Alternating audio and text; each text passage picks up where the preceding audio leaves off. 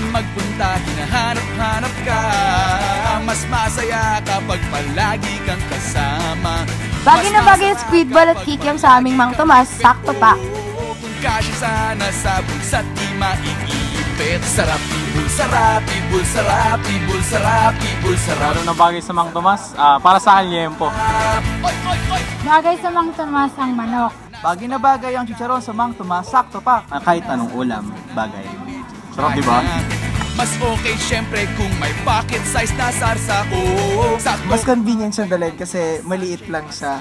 Sarap, ibul, sarap, ibul, sarap, ibul, sarap ng mga Handy na, mura pa, at pwede mo pang ibulsa.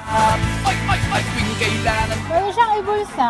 Kahit saan ka magpunta, siguro madadala mo siya. Kahit saan, pwede mo na siyang dalhin at murang-mura pa. Wala ko wallet, ngunit ang aking dala ay ang sarap ng Mang Tomas na kasya-kasya sa bulsa.